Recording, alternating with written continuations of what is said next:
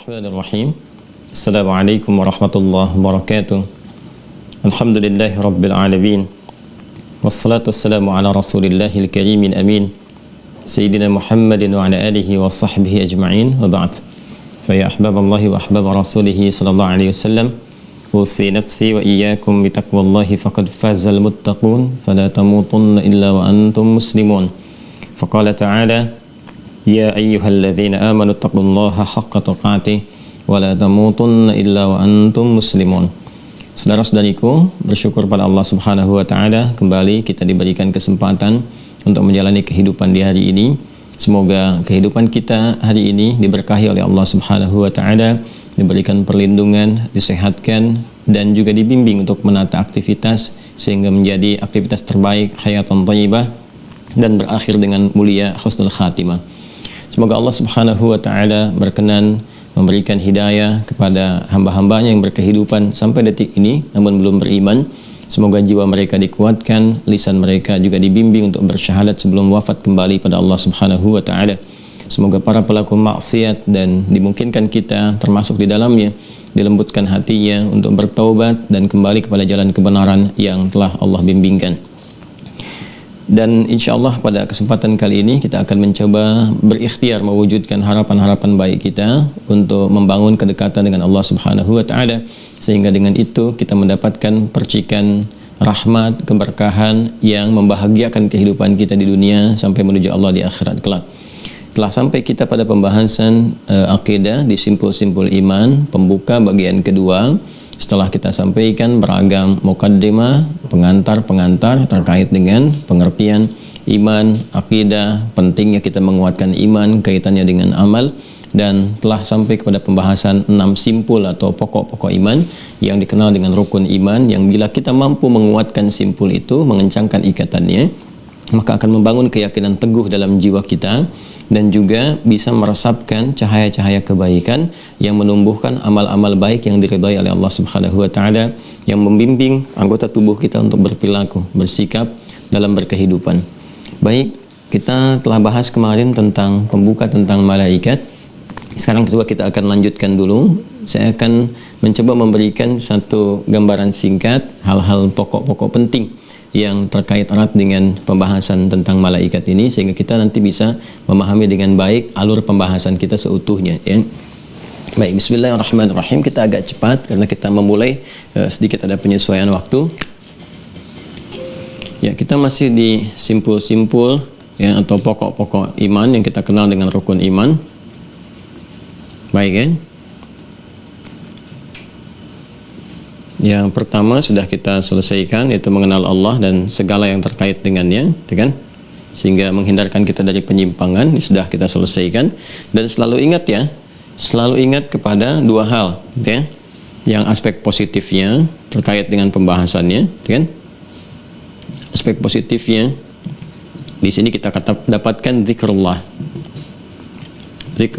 kan?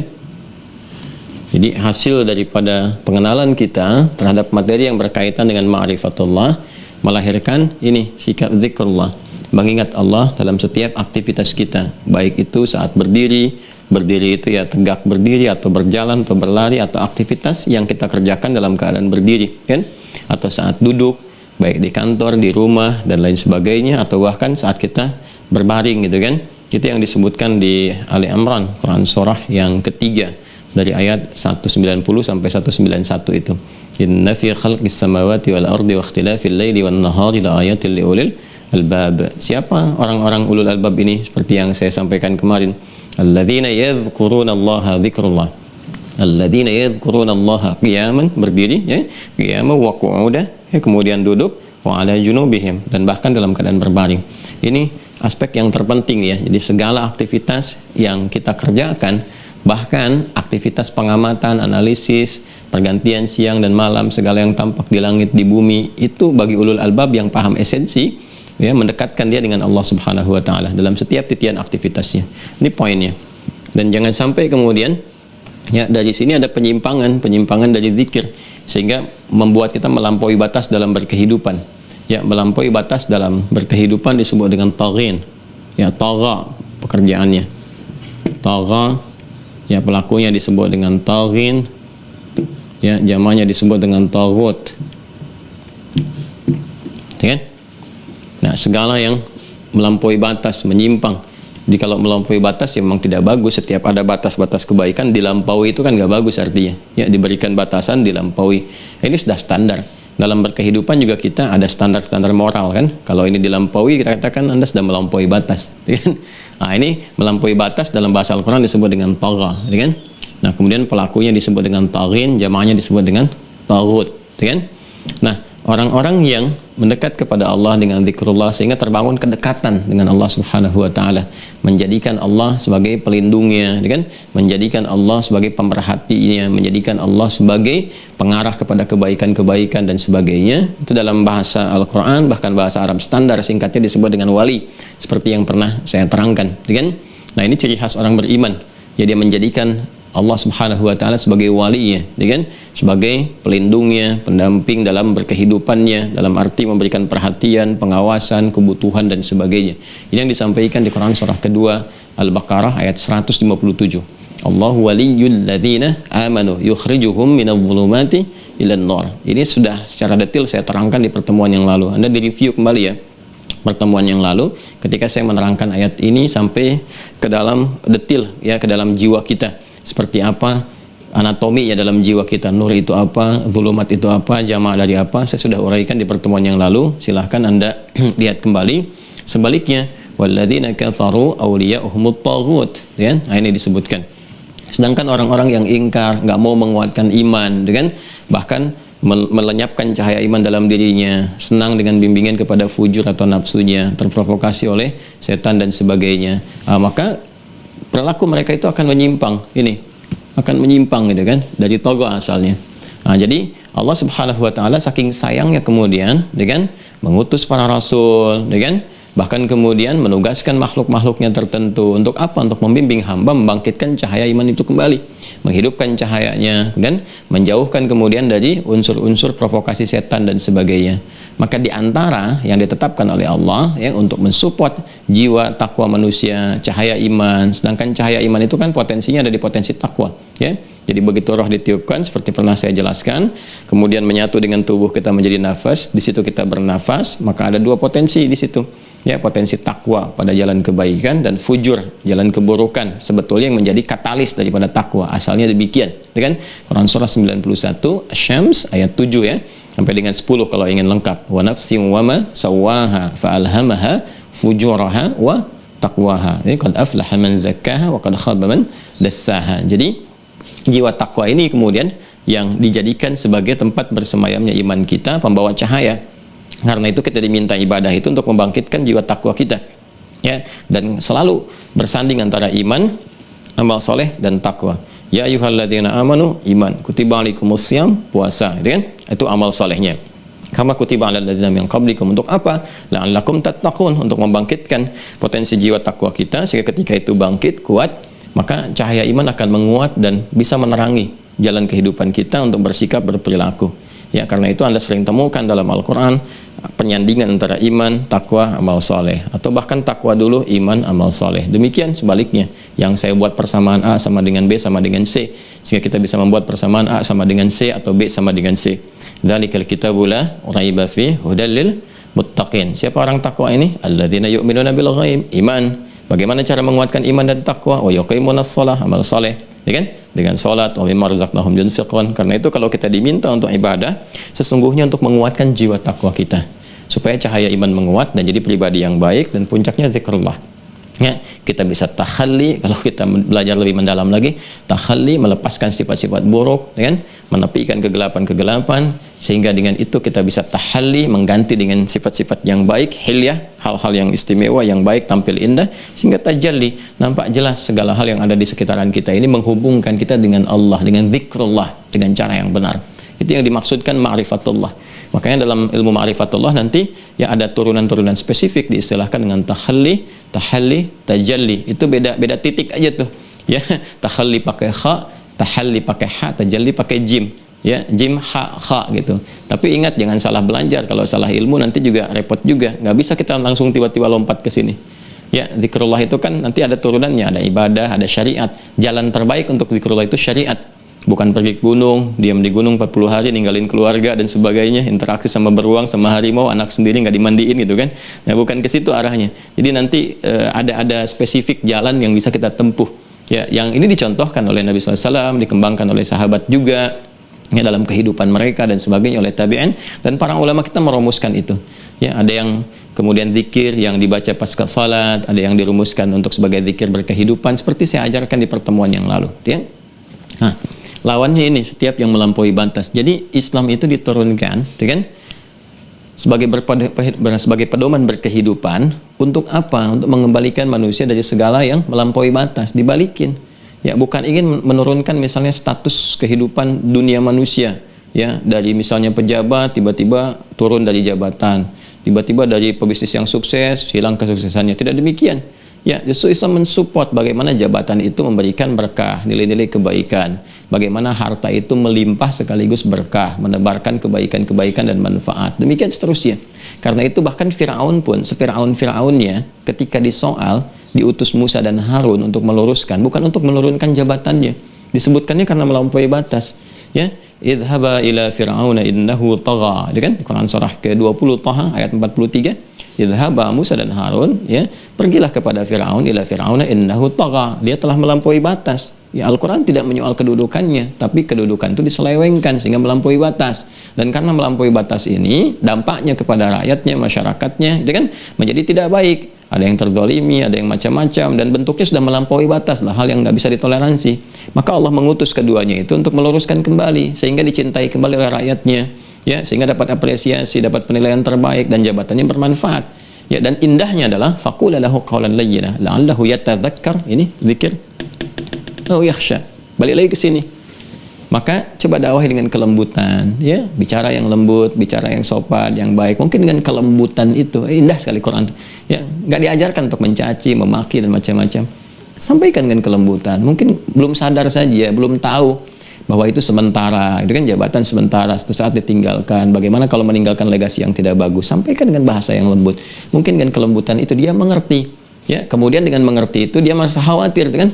Muncul ketakutan kepada Allah, lalu ujungnya zikrullah, yatadzakkar, dia mengingat Allah Subhanahu wa taala, au yakhsha, kemudian sifat khasyahnya itu muncul, ya. Nah, ini poinnya teman-teman sekalian, arahnya ke sini. Jadi dengan kita mengenal Allah Subhanahu wa taala dengan baik, muncul sifat-sifat kebaikan online kita dengan sebagai implementasi ibadah kita kepada Allah. Saat yang bersamaan kita terhindar dari perilaku yang melampaui batas apapun.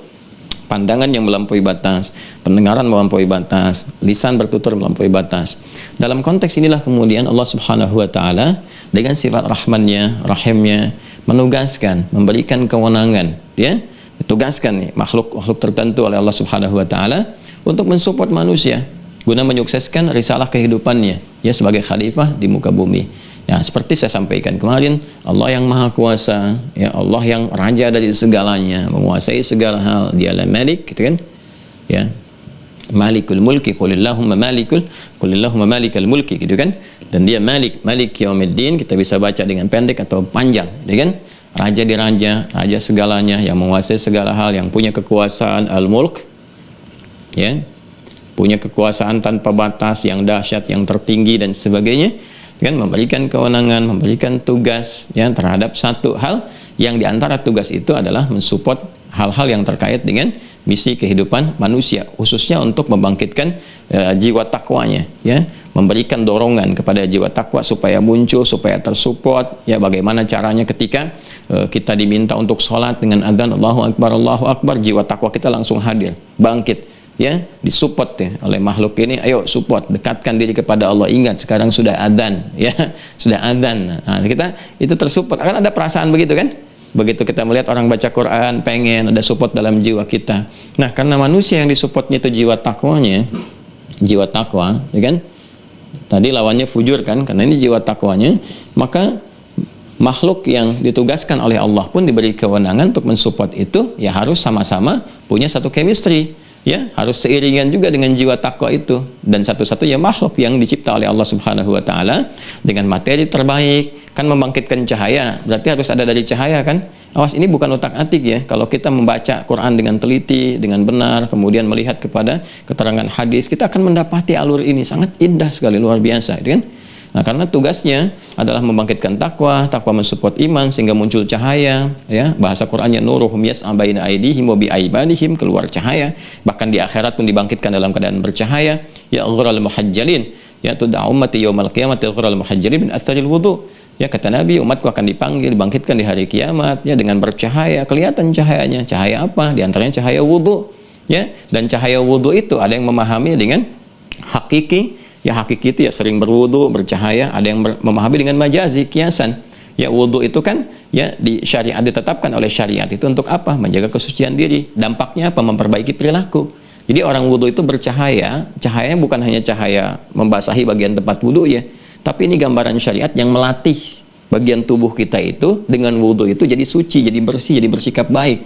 Jadi fungsi wudu selain membersihkan kotoran fisikal, juga menghilangkan noda-noda yang sifatnya non fisik ya dalam diri kita, kotoran-kotoran dosa. Makanya di hadis Muslim kan ketika kita berwudu dengan benar, kan jatuh kotoran-kotoran sekaligus noda-noda dosa-dosa yang melekat pada anggota tubuh itu. Sehingga setelah kita wudu kita kan bertobat. Taubat itu kan apa? Ya, taubat itu kan mengakui ada dosa, kan, menyesalinya, berjanji meninggalkannya, mengisi dengan yang lebih baik. Allahumma ja'alni minat tawwabin, ya kan? Ya Allah, jadikan aku termasuk golongan orang taubat. Nah, cahaya wudu yang dimaksudkan ketika wudunya benar itu, maka karena hilang kotoran-kotorannya, dosa-dosa yang melekat pada anggota tubuhnya, maka lisan yang berkumur-kumur nggak bicara yang kotor lagi. Ya kan, wajah, mata menatap pada yang baik. Kemudian juga telinga yang dibasuh selalu mendengar yang baik. Tangan, kaki demikian. Itu kan yang dimaksudkan gerakan iman, ya, memberikan cahaya. Makanya ada yang mengaitkan wudu dengan bau, cahaya yang sangat kuat, ya. Dari situ kemudian cahaya tersupport, imannya muncul, memberikan cahaya kepada perilakunya. Nah, cahaya-cahaya kebaikan inilah yang menjadikan dirinya dibangkitkan dalam keadaan hadir dengan cahaya-cahaya kebaikan tadi. Jadi ada yang memahami dengan bahasa majaz, kiasan, ada yang memahami dengan real, tapi semuanya bertalian. Ya, maka Allah menugaskan makhluk yang diciptakan dari materi cahaya, nur, kan? Kemudian bawaan jiwa takwa. Siapa itu? Nggak ada yang lain. Ketika diberikan kewenangan dengan keagungan Allah mulkunnya, Allah yang malikal mulkinya, gitu kan? Maka diberikan tugas kepada makhluk namanya malak. Tuh. Malak. Nah, malakun. Ya kan? Jamaknya malaikat yang kemarin saya uraikan. Tapi saya detilkan sekarang supaya kita mengerti, memahami bahwa di Al-Quran itu Masya Allah semua saling terintegrasi. Hadis-hadis Nabi menjelaskan semuanya. Jadi alurnya nyambung semua. Di Islam tuh nggak ada yang nggak nyambung. Semua pertanyaan terjawab dan semua terkorelasikan. Jadi hidup kita itu jelas gitu. Sebelum tercipta, saat dikandung, saat kemudian terlahir, saat berkehidupan, sampai wafat. Ini yang bertugas apa, ini kemana, gabungannya apa. Dalam tubuh kita ini ada apa saja, korelasinya bagaimana, semua terjelaskan dengan baik, sistematis gitu kan, runtut, kemudian terang. Dan siapa yang bisa mengabarkan semua itu dengan jelas kecuali Sang Pencipta sendiri gitu. Ya, Allah Subhanahu wa taala nggak mungkin mengetahui detil hidup kita itu sedetil-detilnya, bahkan segala yang terkait dengan diri kita kecuali Penciptanya kan. Dan Allah menegaskan, Allah Sang Pencipta, Allah Khalik, seperti pernah saya uraikan ayat-ayatnya, ya, seperti Quran surah 15 ayat 28 itu. Wa idz qala rabbuka lil malaikati inni khaliq. Sekarang Anda bandingkan teman-teman, cari di kitab manapun, ya, yang diyakini oleh siapapun, bahkan yang dilekatkan dengan keagamaan atau bacaan-bacaan biasa, di mana Anda temukan satu-satunya informasi yang menjelaskan dengan detil, terang benderang, dan sangat luar biasa. Dengan segala kompleksitas kehidupan yang kita alami, dijelaskan hanya dalam keterangan yang detil, singkat, padat, namun semua terintegrasi. Al-Quran. Fabi ayyi ala'i rabbikum tukadziban. Maka kita butuh bukti apa lagi untuk menunjukkan kebenaran dari syariat Islam? Kecuali kalau kita mau mengajinya gitu kan, dengan ilmu yang didasari kebenaran, kita akan dapati itu. Kalau mencari pembenaran susah. Ini yang dimaksudkan Quran surah ketiga Al-Imran ayat 18. Syahidallahu annahu la ilaha illa huwa wal malaikatu wa ulul ilmi, tapi qa'iman bil qist.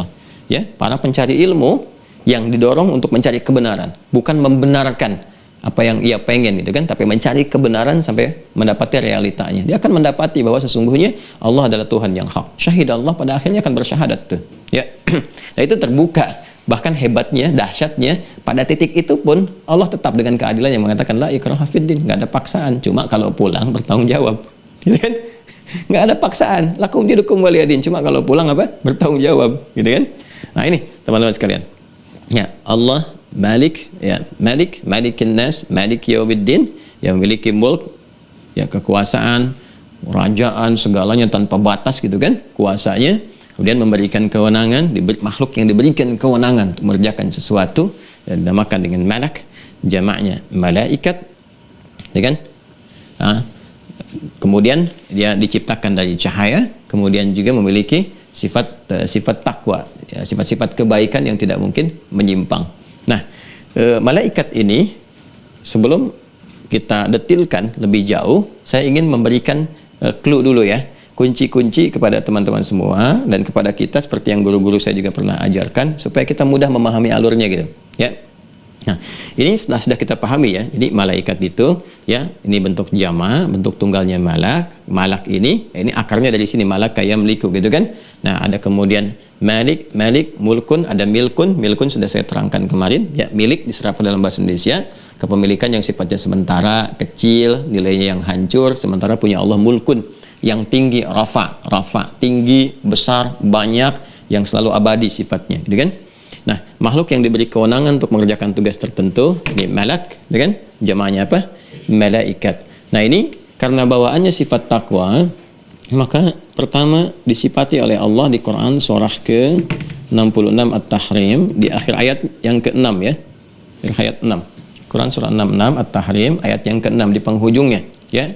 Bawaan takwa ini yang menjadikan ini malak atau jamaknya ya, malaikat, la ya'sunallaha ma amarahum wa yaf'aluna ma yu'marun, ya. Maka ciri khasnya satu, tidak bermaksiat, tidak menyimpang, ya. La ya'sunallaha ma amarahum. Dan yang kedua, wa yaf'aluna ma yu'marun, mengerjakan tugas dengan sempurna, ya kan? Mengerjakan tugas, ya kan? Mengerjakan tugas dengan sempurna. Oh. Ya, jadi kesempurnaan ini yang menjadikan malaikat itu konsisten di tugasnya saja, karena malak ini diberi satu kewenangan. Ya, kewenangan itu aja dikerjakannya, satu aja. Seperti yang saya sampaikan kemarin, ya. Nanti ada yang ditugaskan untuk tasbih, ya. Tasbih, tahmid misalnya, ya kan? Dan seterusnya takdis, ya. Mensucikan Allah Subhanahu wa taala, memuji Allah Subhanahu wa taala, mengkultuskan Allah Subhanahu wa taala, mengarahkan semua kepada Allah untuk memberikan kesan kepada kita bagaimana yang di langit pun beribadah kepada Allah, kan? Memuji Allah Subhanahu wa taala. Demikian seterusnya. Ini seperti di Quran surah kedua Al-Baqarah ayat 30, kan? Kemudian ada yang tugasnya di arsy, ya, alladzina yahmiluna al-arsya wa man haulahu, kan? Yang tugasnya itu ada di arsy. Ya. Ini seperti di Quran misalnya surah ke-40, surah Ghafir, ya, Al-Mu'min, di ayat yang ke-7 gitu, ya kan? Nah, kita temukan demikian, ada yang tugasnya di arsy, kan? Ada yang tugasnya bertasbih, bertahmid, bertakdis, ya kan? Nah, jadi ada kesan-kesan yang ditunjukkan kepada kita bagaimana Allah menunjukkan keagungannya, ya kan?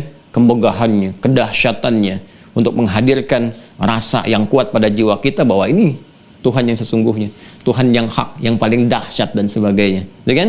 Ya, dia di hamba-hamba tertentu yang punya jiwa takwa memujinya, bertasbih kepadanya, mentakdiskannya, ada yang bertugas di arsy-Nya dan sebagainya, ya kan?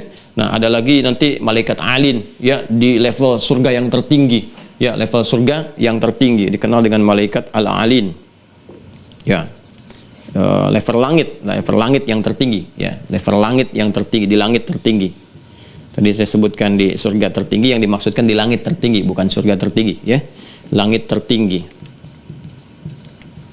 Nah, ini misalnya di Quran surah 38, surah Sad, ya, Quran surah 38, surah Sad, di ayat 75, ya. Qala ya iblisu ma mana'aka an tasjuda lima khalaqtu biyadi, ya kan? Ya, astakbarta am kunta minal alin, ya kan? Ada ayatnya di penghujungnya, astakbarta am kunta minal alin, ya, ketika Allah kemudian ya mengonfirmasikan, ya, Allah maha tahu, cuman didengar oleh lisan makhluknya sendiri supaya diketahui oleh makhluk yang lain dan dia nggak bisa ngeles, ya. Ketika Allah kemudian menyoal, hei iblis, nanti kita lihat siapa itu iblis, kenapa kamu nggak mau hormat, ya kan? hormat kepada makhluk yang aku ciptakan sendiri, ya. Aku ciptakan dia, itu karena aku. Dan perintah hormat pun, sujud hormat tuh ya untuk sebagai kepatuhan kepadaku. Nanti di ayat lain kita akan temukan. Ya bukan karena yang lain. Nanti di Al-A'raf ya di ayat 11 ya sampai dengan 12 kita temukan. Ma mana'aka alla tasjuda ya amartuk. Kenapa engkau tidak mau sujud ketika aku perintahkan? Itu perintahku sujud itu. Bukan karena Adamnya, bukan karena yang lainnya, karena perintahku. Kok kamu nggak taat kepada perintahku gitu kan? Nah, astakbarta am kunta minal alin, kembali ke surat Sad ayat 75. Astakbarta, engkau itu sombong, gitu kan? Am kunta minal alin, engkau merasa berada di langit tertinggi, bertugas dengan malaikat-malaikat yang lain di langit tertinggi. Jadi ada yang tugasnya di langit tertinggi, ya Allah alam, semoga nanti saat kembali kepada Allah kan kita nanti Masya Allah akan mendapati suasana yang sangat indah. Ada hamba yang diberi kesempatan menatap Allah sehingga berbinar, bukan karena masuk surganya, tapi gembira ketika diberi kesempatan menatap Rabbnya tanpa sekat. Itu di Quran surah 75 Al-Qiyamah ayat 22 sampai 23. Wujuhun yawma idzin nadhirah ila rabbiha nadhirah. Kan ada hamba-hamba yang wajahnya pada saat itu wajahnya begitu bersinar gembira, bukan karena masuk surganya, ya kan? Tapi karena mampu berhasil menatap Rabbnya tanpa sekat. Ya, kemudian ada yang oleh Allah diparadekan masuk surganya ya dalam setiap melewati setiap pintu surga dan disambut para malaikat. Dan pasti akan kita dapati itu malaikat nyambut. Nah, kalau yang tadi bisa menatapkan di surga, di langit tertinggi gitu ya. Nah, di surga ini ada yang diparadekan juga.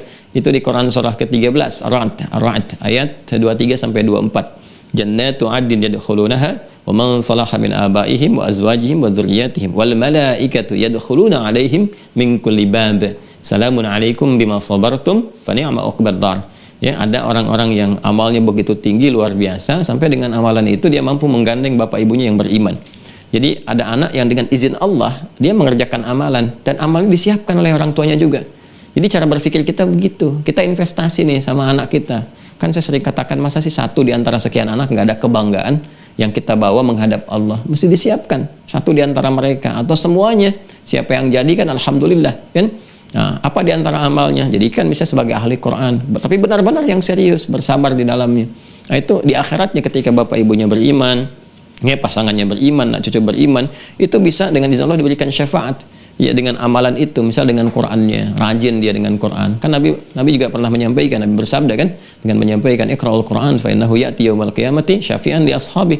Ya, baca yang rajin baca Quran, interaksi dengan Quran, dengan apalagi jadi ahli Quran. Ahli Quran itu sudah ahlullah wa khasatuh. Ya. Nah, maka Quran akan datang di hari kiamat beri syafaat dengan izin Allah. Nah, itu amal itu yang menjadikan dia dapat syafaat, dia gandeng bapak ibunya, ya pasangannya, anak-anak cucunya, dan diparadaikan masuk surga, disambut oleh para malaikat di setiap pintu surga. Artinya kan dia melewati itu semua, ya kan? Ya, ada yang kemudian dah nyampe surga dikunjungi para malaikat datang, menyampaikan kepada mereka ucapan selamat. Assalamualaikum, selamat ya, bisa menikmati tempat terindah yang belum pernah dijamah, belum pernah dilihat, ditatap, kan dipikirkan pun tidak demikian oleh kita saat di dunia. Maka silakan nikmati tempat terindah ini, ya atas kesabaran Anda. Jadi memang sabar, ya, sabar itu kuncinya gitu.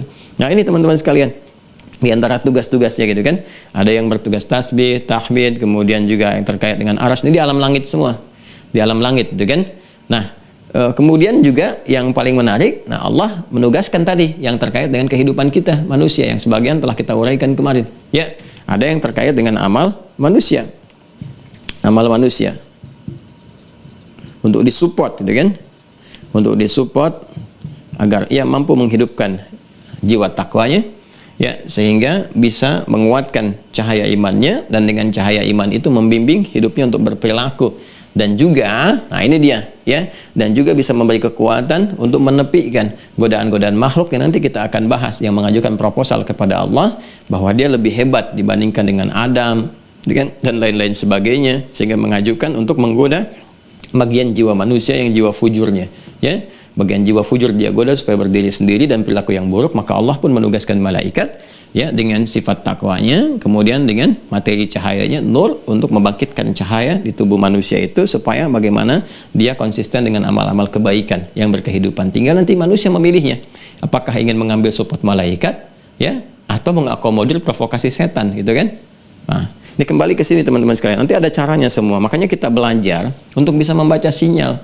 Oh, ini malaikat apa nih yang sudah memberikan kepada saya support, kan bagaimana meresponnya, bagaimana mendapatinya dan sebagainya. Nah, ini yang kita dapati kemudian kemarin teman-teman sekalian sampai di sini.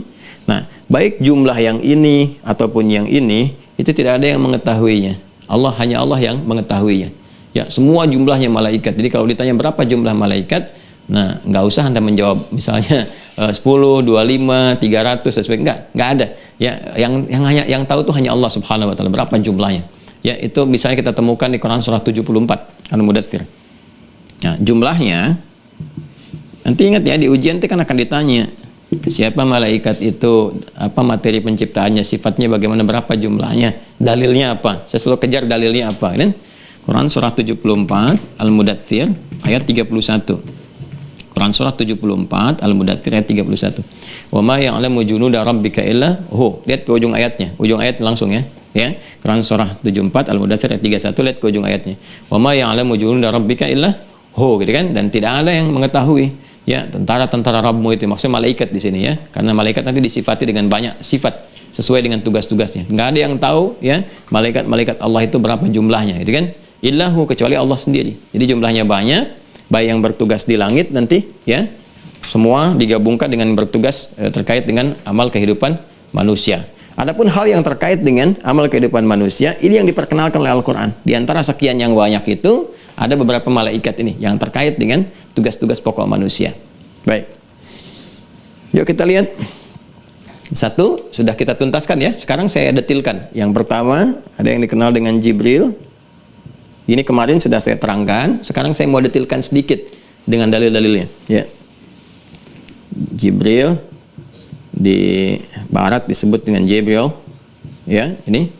Gabriel tuh dari Jibril ya. Seperti Mikael juga mereka namakan Michael, gitu kan? Michal dan sebagainya. Jadi Gabriel. Sudah ya? Baik. Apa tugasnya? Nah, malaikat Jibril kemarin sudah saya sampaikan, jadi saya tinggal tuliskan saja. Kan menurunkan wahyu, menyampaikan wahyu.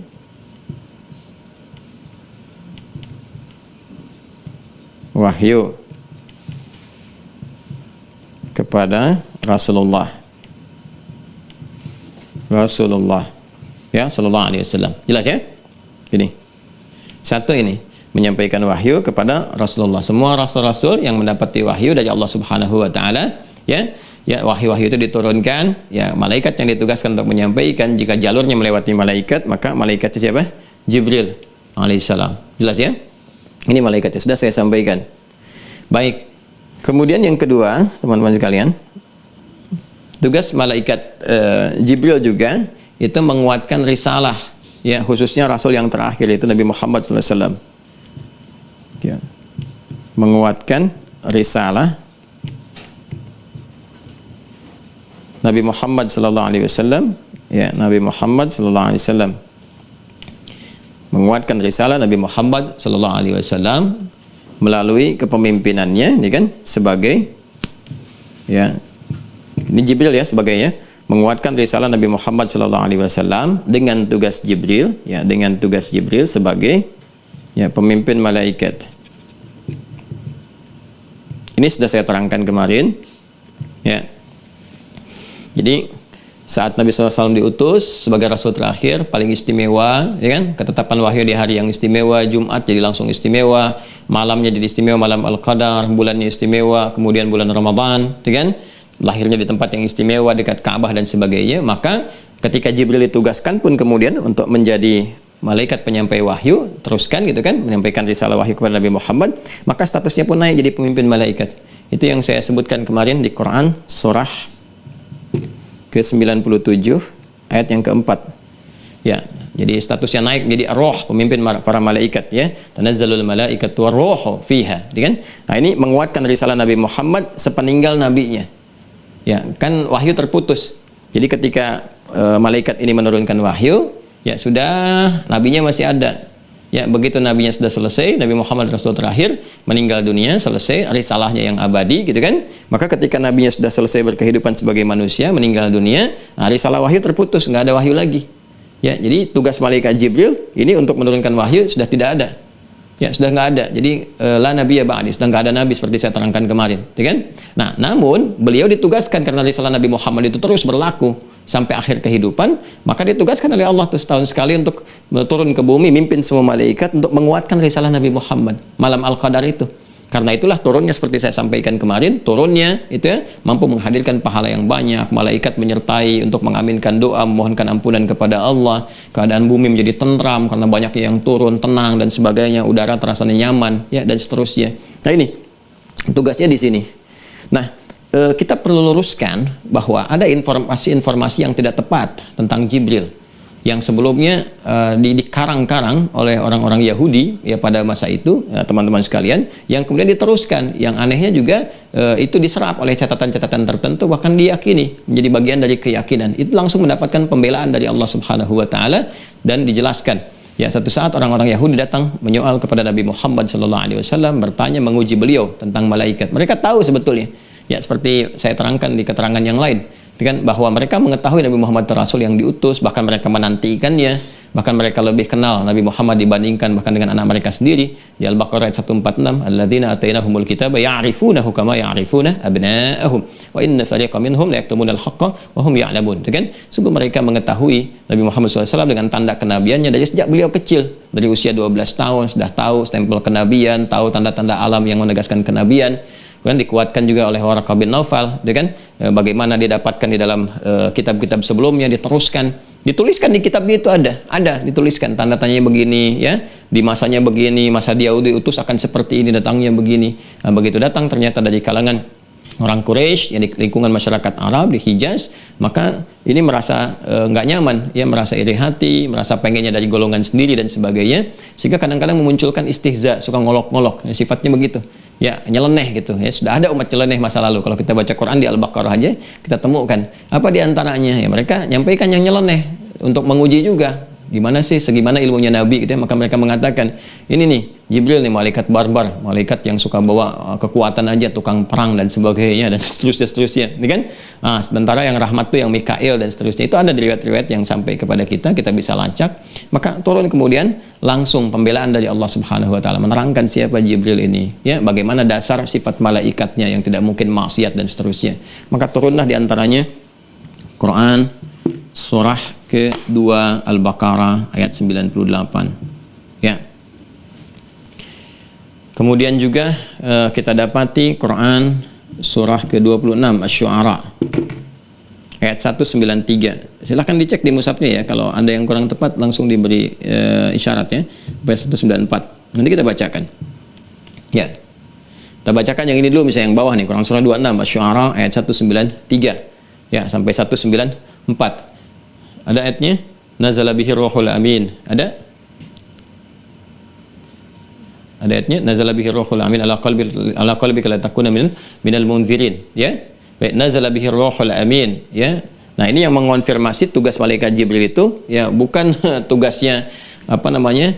Membawa kesan peperangan, bahkan nanti yang paling fatal adalah bekerja sama dengan anak iblis itu kan, untuk mengudeta kekuasaan Tuhan. Ya, repot juga ini. Ya, kalau Anda lihat gambaran yang disampaikan di beberapa dokumen, catatan, sampai dengan dibuat film dan sebagainya, yang Konstantin itu kan, yang diperankan Keanu Reeves yang saya sampaikan kemarin itu, ya bagaimana digambarkan malaikat Jibril berkongsi, bekerja sama dengan anak setan, anaknya Lucifer gitu kan. Kemudian untuk mengkudeta bapaknya gitu, lalu menantang kekuasaan Tuhan. Dan ini susah masuk akal gitu. Gimana masuk akalnya Tuhan dikalahkan oleh setan, itu kan aneh gitu. Bagaimana Tuhan dikalahkan oleh setan? Itu ada loh catatannya. Ya, di kitab tertentu, kepercayaan tertentu itu ada. Ya, saya kalau berdialog bisa kita jelaskan lebih detail. Ya, cuman kalau monolog kan kita gambarkan secara umum untuk menguatkan keyakinan kita seperti ini. Ya, sebab sekarang sensitif gitu, serba tersangka. Jadi kalau ada apa-apa agak repot gitu kan. Kecuali kalau kita berdialog, tapi ini argumentatif. Anda nggak akan bisa menyoal dari sisi manapun kecuali keilmuan. Kalau kita ingin berdialog, kita buka ke semuanya, kelihatan. Tapi untuk menemukan kebenaran, bukan untuk mencari pembenaran. Tetap di ujung pun kita mengatakan lakum dinukum waliyadin, la ikraha fid din. Ya kan, nggak ada salahnya. Kita menemukan kebenaran kan diskusi, itu biasa di dunia riset. Ya kan, bahkan di dunia ilmiah pun ketika menemukan satu penemuan kan diskusi dulu. Ya, yang benar itu yang diikuti, semua terbuka. Ya, dan agama itu segalanya dibandingkan dengan perangkat materi yang kita dapati. Ya, masa untuk mendapatkan satu penemuan dunia aja kita mengembangkan logika yang tinggi, yang tajam, berdiskusi, kan membawa riset ilmiah, mencari pembuktian, dari hipotesa jadi ilmu dan sebagainya. Agama kan yang tertinggi karena mengatur roh kita, fisik kita, akal kita. Ya gunakan logika yang sama, bahkan kalau perlu lebih tajam. Dengan objektif, dengan keilmuan, dan gak ada yang paling indah kecuali di Islam. Ketika sampai pada titik yang paling benar pun Anda menolaknya, ya lakum dinukum waliyadin, la ikraha fid din. Makanya nggak ada alasan untuk marah, ya kan? Mau marah gimana? Maksa juga enggak.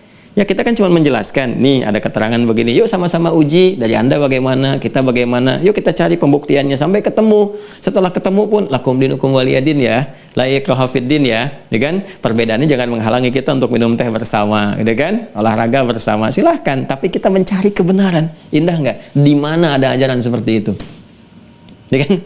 Nah, jadi kalau kita balik ke sini indah sekali. Maka di sini diterangkan nazala bihi ruhul amin. Nah, diterangkan oleh Allah Subhanahu wa taala, malaikat Jibril ditugaskan untuk menurunkan Al-Qur'an. Ini konfirmasi penguatan kepada risalah Nabi Muhammad SAW. Tapi yang paling menarik ruhul amin. Roh kan pemimpinnya. Ya, kalau dilekatkan pada malaikat itu pemimpinnya. Al-amin, kenapa muncul sifat amin di situ? Ya, untuk membantah ya bahwa ada kesan ini loh, ya malaikat gagal gitu. Ya, malaikat fall angel gitu kan, malaikat yang gagal ya karena bekerja sama dengan makhluk yang lain ya, apalagi kesannya dengan anak setan untuk memberontak kepada Tuhan dan sebagainya. Sehingga yang paling menarik itu ini malaikat bisa dipatahkan sayapnya sama bapak iblis, kan jadi lucu gitu.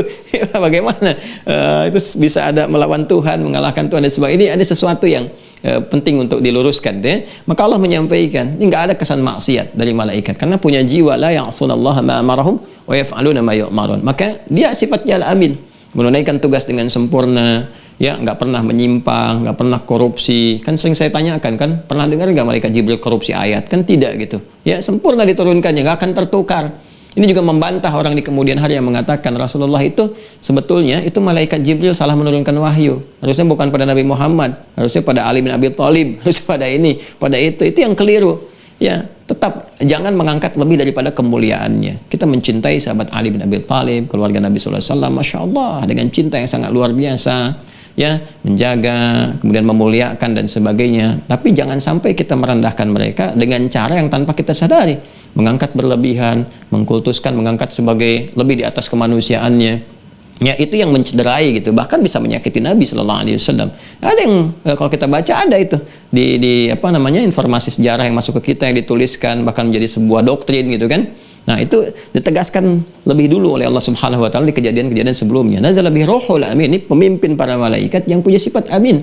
Ya, rasul di langit yang punya sifat amin Jibril, rasul di bumi yang punya sifat amin Nabi Muhammad SAW. Jadi pasangannya seasli itu luar biasa. Rasul amin, rasul fis sama al amin, dengan ya membawa wahyu untuk rasul di bumi fil ardi al amin. Nabi Muhammad gelarnya al amin. Ya, maka rasul yang paling pantas pun untuk menyampaikan wahyu dari kalangan malaikat ya al amin juga. Nazala bihi ruhul amin yang ala qalbika litakuna minal munzirin, kan? Nah, kemudian ya itu tadi, ada yang menyoal malaikat Jibril, dibela oleh Allah sampai Allah mengancam dengan menurunkan ayat. Ya, Quran surah kedua Al-Baqarah ayat 98. Man kana aduwwan lillahi wa malaikatihi ya wa rusulihi wa Jibril wa Mikala. Ya, siapa yang memusuhi, jadi musuhnya Allah Subhanahu wa taala, para malaikatnya gitu kan. Ya, terkhusus nanti disebutkan langsung Jibril dan Mikail karena di situ mengkomparasikan Mikail dengan Jibril tidak pada tempatnya. Ya, seakan-akan menukar tugas di antara para malaikat yang mulia itu. Maka Allah menurunkan ayat ini untuk menyampaikan bahwa ya, maka dia menjadi musuhnya Allah secara langsung. Ya, itu wajar kan, yang memusuhi Allah jadi musuh Allah. Ada orang memusuhi Anda jadi musuh Anda kan? Ada orang memusuhi Allah jadi musuh Allah. Kalau jadi musuh manusia, ya Anda punya musuh di Jawa Barat, Anda bisa pindah ke Jawa Tengah walaupun itu nggak baik juga, kan? Anda punya musuh di Jawa, pindah ke Sumatera. Anda punya musuh se-Indonesia, pindah ke Malaysia. Punya musuh di Malaysia, pindah ke Amerika. Demikian seterusnya. Tapi kalau Anda musuhnya sama Allah, mau lari kemana? Lari kemana gitu? Semua tergenggam, kemana-mana pun dapat celah gitu kan? Ya, Anda musuh Allah, musuh Rasulullah, habis. Anda mau naik mobil anti peluru, dijaga sama pasukan yang terbaik, ditutup semua, sehingga nggak mungkin masuk sana-sini tetap. Kalau Allah berkehendak, hancur ya hancur. Terbakar juga tuh mobil di dalamnya, langsung kebakaran, nggak selamat satu pun, hancur di dalamnya. Itu kan yang terjadi pada pencela Nabi Sallallahu Alaihi Wasallam di Eropa itu, ya, yang kemudian ternistakan dengan keadaannya di dalam mobil, mobilnya anti peluru, anti segalanya, ya disusun sedemikian rupa, tapi terbakar hangus di dalam dan nggak bisa dipadamkan. Bagaimana kuasa Allah bisa menghadirkan demikian? Seharusnya itu menjadi tanda bagi kita yang masih berakal. Ya, Baik, kembali ke sini ya teman-teman sekalian. Nah, ini ayat-ayat penguatnya. Saya berharap teman-teman bisa memahami alur berpikirnya, kemudian merangkai dalil-dalilnya seperti ini. Ya, nanti di review videonya, dilihat saya menerangkan seperti apa. Ya, sudah jelas kan? Jadi ini jelas kalau ada pengakuan Nabi yang mengaku Nabi, langsung tepikan, ya kan?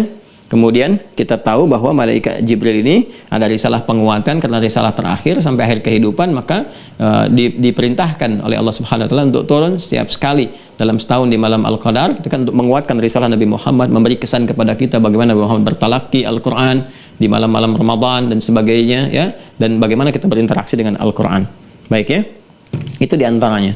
Nah, kemudian kita ingin kuatkan pasangan dari sini yang disandingkan oleh Al-Quran ya, untuk memberi kekuatan pada yang kedua terkait dengan amal manusia. Jadi amal manusianya pun diurutkan dulu oleh Al-Quran ya. Amal manusia termulia dulu yaitu Rasulullah SAW ya. Di antara tugas pokoknya beramalnya seperti apa, ini spesial karena diangkat jadi Nabi, jadi Rasul. Maka amal-amal perbuatan Nabi yang Nabi kerjakan itu sekaligus jadi keteladanan untuk manusia, memberikan pedoman bagi manusia ya. Pedoman begini. Pedoman berkehidupan yang ditiru disebut uswah. Makanya pada misi risalah Nabi Muhammad SAW ya, dengan kerasulannya, jadi kalau disebutkan misinya berarti sebagai rasul ya, kemanusiaannya sebagai Muhammad SAW ya, tapi kalau misinya sebagai rasul, sebagai Nabiullah. Nah, dalam sifat kerasulannya sebagai misinya itu ada teladan yang menjadikan keberkahan melekat pada yang mengikuti. Jadi begitu mengikuti ini jadi teladan lagi, diikuti jadi teladan lagi. Nah, itu uswah namanya. Uswah di Quran surah ke-33 Al-Ahzab di ayat 21 Allah tegas menyampaikan laqad kana lakum fi rasulillahi uswatun hasanah, gitu kan ya, teladan kebaikan yang kalau diikuti jadi baik lagi. Anda kalau nggak percaya silahkan lihat, nggak ada satupun di muka bumi ini yang ketika sikapnya, sifatnya diikuti secara bersamaan jadi teladan ya, kecuali Nabi Muhammad SAW. Diikuti oleh siapapun jadi teladan, dan di semua aspek kehidupannya ya. Sifat keayahannya diikuti jadi ayah yang teladan, gitu kan. Kemudian bisnisnya diikuti, berkah ya, petunjuknya ya, petunjuk berbisnis yang dicontohkan Nabi diikuti, berkah. Sifat kepanglimaannya di militer diikuti, jadi panglima yang sangat luar biasa. Apapun, bahkan yang kecil-kecilnya, jalannya diikuti jadi terbaik ya. Kemudian sikapnya diikuti dalam menyapa dan sebagainya, jadi yang terbaik dalam setiap aspek kehidupan. Bahkan beliau mengajarkan pada siapapun diikuti lagi orang itu dalam mempraktikkan, jadi teladan juga. Ya, makanya Nabi SAW ketika mengajarkan pada istri-istri beliau, dan Anda coba para akhwat ya, para ibu misalnya, para istri belajar mengeluarkan karakteristik, diikuti, pasti diteladan dalam kehidupan. Itu indah, itu yang disebut dengan uswah. Nah, misi pertama malaikat yang ditugaskan terkait dengan amal manusia, yaitu misi kerasulan dulu di Rasulullah. Makanya disebutkan Jibril dulu yang pertama. Setelah itu baru ke manusia pada umumnya. Ya, baik yang melekat kepada Rasul ya, ataupun juga manusia-manusia biasa yang pasti membutuhkan ini. Ya, di luar tugas-tugas khusus seperti kerasulan. Apa itu? Ya, kita pasti dalam kehidupan selain membutuhkan dorongan cahaya, dorongan kebaikan, peningkatan takwa, juga ingin memohonkan kepada Allah terkait dengan rahmat, ya kan? Keberkahan, terkait dengan rizki, ya. Misalnya, maka Allah menugaskan malaikat, ya, yang dengan ditugaskan itu memberikan kesan berbeda kepada kita. Mudah bagi Allah langsung berikan, langsung kasih. Tapi ketika Allah menugaskan malaikat ini, malak ya, tugaskan satu tugas, nyampe ke kita, Masya Allah rasanya berbeda. Ya, ada perasaan yang keagungan yang lebih tinggi, yang merasakan bagaimana dahsyatnya nikmat-nikmat Allah diterima. Sekaligus ada pembuktian yang menyaksikan rahmat Allah sampai kepada kita, menjadi saksi di hari kiamat kelak. Kan? Para malaikat menyaksikan, mencatat, ada yang mencatat, menyaksikan langsung. Ya, jadi kita nggak bisa ngeles di hadapan Allah. Aku nggak merasakannya ya Allah. Aku sudah turunkan kepadamu. Aku nggak merasakannya ya Allah. Dusta kan di situ. Dan Allah Maha tahu. Mudah bagi Allah menghukum. Tapi Allah dengan keadilannya mengatakan, kamu bersaksi. Malaikat mengatakan, aku yang turunkan. Ini catatannya. Begini. Ada semua saksi. Ya. Dan konsepsi berkehidupan ini jadi miniasi tata kelola kehidupan kita di dunia. Kan saya katakan di pertemuan yang lalu, dalam persidangan pun kan hakim apa yang dilakukannya? Ya, ketika jaksa penuntut umum menuntut kan ada saksinya, ya kan? Ada pembela, ada macam-macamnya dan sebagainya. Itu rumusan kecil kehidupan yang sebetulnya kita diminta belajar. Satu saat akan ada persidangan akhirat lebih dahsyat daripada itu. Ya, saksi Allah itu lebih kuat, CCTV Allah itu lebih tajam. Ya, tajam, terpercaya gitu kan. Hati-hati tuh. Jaksa penuntut tuntutannya tuh nggak main-main, dibuka semua malaikatnya macam-macamnya, udah nggak bisa ngelak lagi, bahkan lisan ditutup. Al-yauma nakhtimu ala afwahihim wa tukallimuna aydihim wa arjuluhum. Ya, semua ditutup lisannya, yang menyampaikan pembuktian tangan, kaki dan sebagainya. Sekarang sudah miniasinya terlihat, DNA-nya, RNA-nya. Ini kan kemudian telapak tangan kita, pindaiannya, sidik jari dan sebagainya. Itu kan tanda-tanda sebetulnya untuk kita punya persiapan sebelum pulang ke akhirat. Ya. Nah, maka Allah menugaskan itu malaikat diberi kewenangan yang terkait dengan penurunan khusus, ya, rahmat, keberkahan, rizki dan sebagainya. Itu yang diisyaratkan oleh Nabi Sallallahu Alaihi Wasallam, juga disebutkan namanya dalam Al-Quran dengan nama Mikail. Ini Quran surah 2 ayat 98. Man kana aduwwan lillahi wa malaikatihi, ya. Kemudian nanti kita masuk ke redaksi wa Jibril wa Mikail. Ini namanya, ya, Mikail. Kita baca pakai riwayat Qalun Tawarash dari Nafi'. Jadi Mikail, ya kan? Nah, seperti ini, Mikail. Ya, bisa dibaca dengan Mikail, bisa dibaca dengan Mikail. Makanya orang barat pun di Eropa menyebutnya dengan Michael, ya, Michael dari Mikail. Ada yang dengan Michelle, gitu kan? Michelle Obama, gitu kan? Ibu negara, istrinya Pak Obama, gitu kan? Ya, itu Michelle kan, Michelle Obama. Michael banyak sekali, ya, Michael Lee Hurt, Michael Owen. Apalagi itu banyak sebetulnya nama-nama yang terkait, ada yang malaikat, ada yang terkait juga dengan nama nabi, Abraham, gitu kan, David, ya, dari Daud, gitu kan. Apalagi banyak sekali, ya.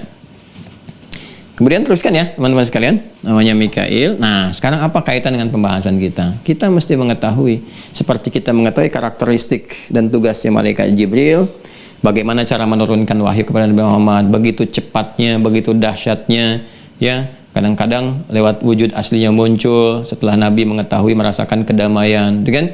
Kadang-kadang nanti dari menyamar misalnya dalam bentuk seperti manusia, dan itu banyak kita temukan di hadis-hadis Nabi Sallallahu Alaihi Wasallam untuk memberikan bimbingan. Jadi nanti cara-cara wahyu diberikan itu ada yang langsung ayat turun, langsung dengan pengajaran yang Nabi sampaikan lewat hadis, ya.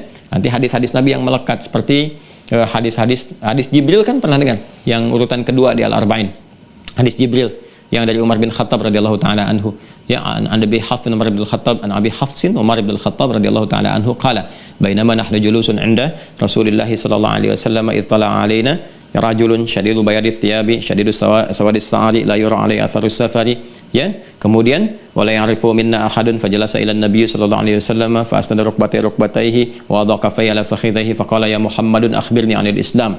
Dijawab oleh Nabi, faqala ya Muhammad sadaqta, ya. Kemudian fa'ajibna yas'alu fayusaddiquhu, ya, fas'alu 'anil iman. Kemudian dijawab oleh Nabi sadaqta. Kemudian bertanya tentang ihsan, bertanya tentang mata sa'ah dan sebagainya. Itu kan disebut hadis Jibril, ya. Sampai Nabi kemudian di akhir bertanya kepada para sahabat, tahukah kalian, setelah selesai hajatnya dia pergi, ya. Kemudian fantalaka, dia meninggalkan jamaah pada saat itu. Nabi bertanya kepada sahabat, tahukah kalian siapa yang datang?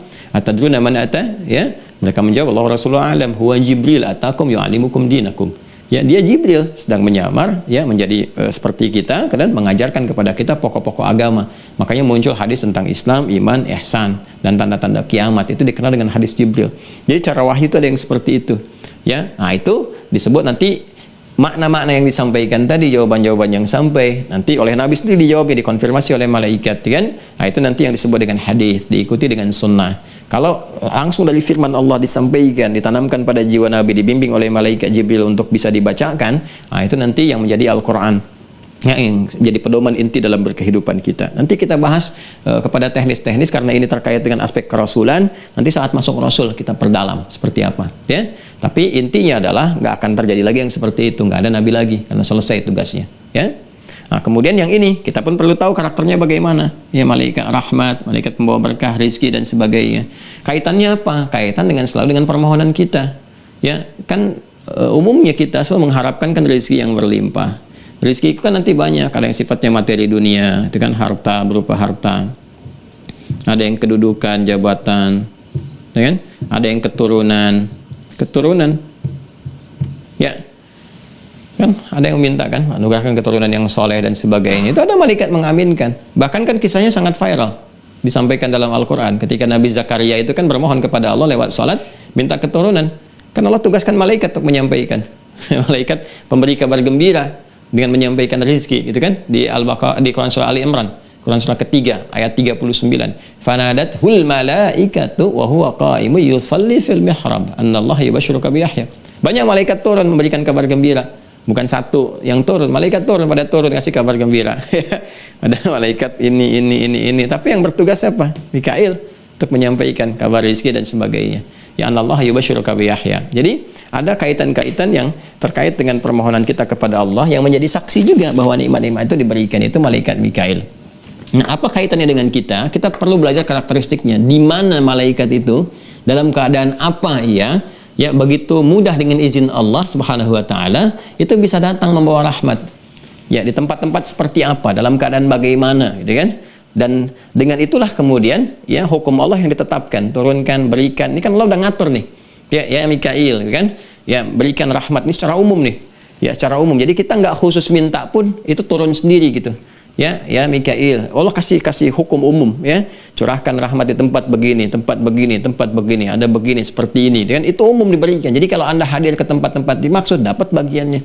Ya, bahkan bisa berpotensi kita berdoa langsung diaminkan, kita minta ampunan langsung diberikan. Ini perkara agama ya, bukan perkara dunia. Ya, kalau perkara agama bacanya dengan iman. Sekali lagi, kita sedang bahas penguatan iman. Syaratnya nggak boleh ragu sedikit pun. Kalau ada keraguan dipertanyakan nih. Jadi kalau Anda masih bertanya, masa sih begitu? Nah, berarti ada persoalan di imannya tuh yang harus dikuatkan. Ya, ini informasi sampainya dari Al-Quran, dari hadis. Kita akan bahas hadis-hadisnya, ya kan? Ayat-ayatnya seperti apa. Jadi ini yang butuh untuk penguatan keimanan kita. Nah, yuk kita hadirkan beberapa. Misalnya, bagaimana malaikat rahmat ini ditugaskan oleh Allah ya secara umum untuk memberikan rahmat, bukan yang spesifik kita minta ya. Nanti yang spesifiknya kita ajarkan kembali. Yang pertama di majelis ilmu. Majelis ilmu.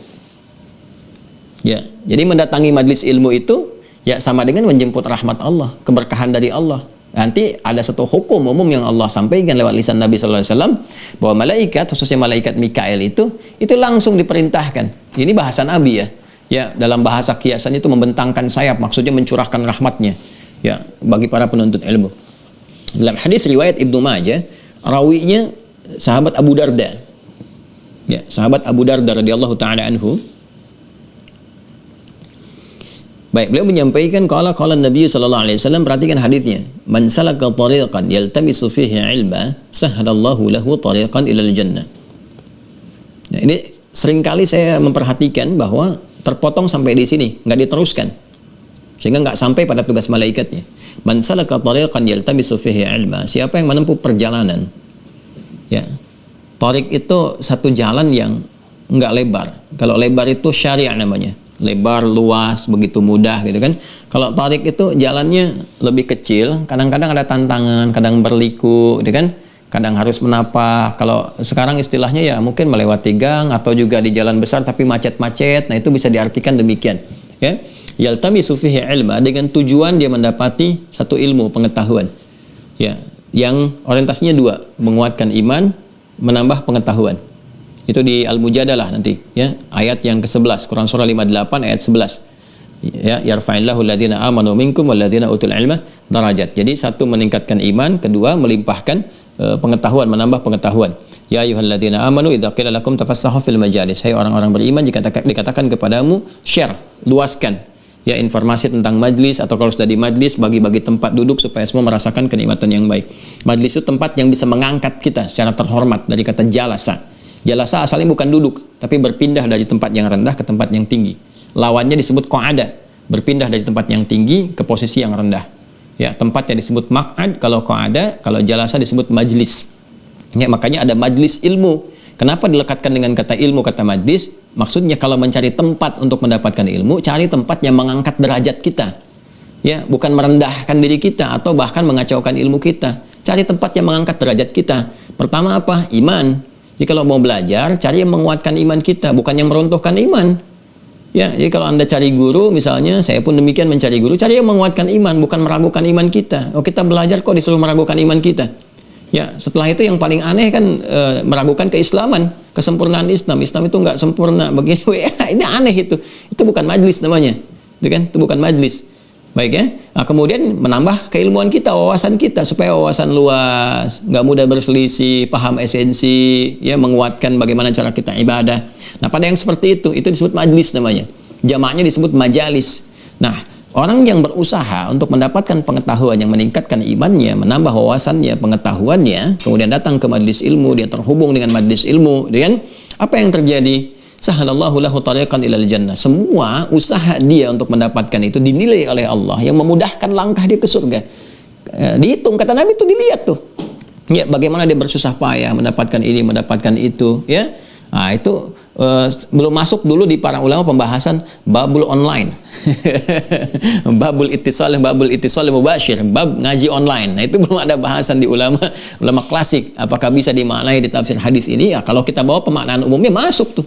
Masuk, ya. Nah, hanya nanti ada beda-beda sifatnya, keutamaannya yang berbeda, tapi nilainya masuk. Ya, saat nggak bisa kan kita berusaha terhubung.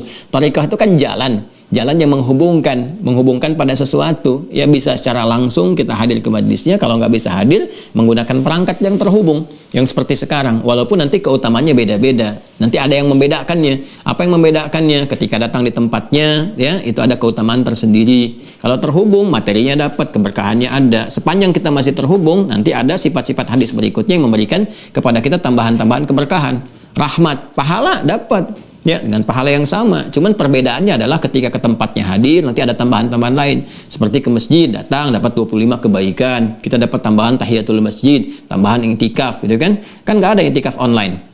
Ya, sedang pandemi iktikafnya di online kan nggak bisa begitu, gitu ya. Ada sisi yang lain. Tapi pahala kita belajar dapat, sama terhubung. Baik, keberkahan ada. Hadisnya kita teruskan. Jadi kalau sekarang pun teman-teman kan nggak mudah ini, ya, mendapatkan kuota, terhubung, nyari waktu, macam-macam, sama aja. Allah memberikan penilaian, memberikan pahala pada kita, ditampakkan insya Allah.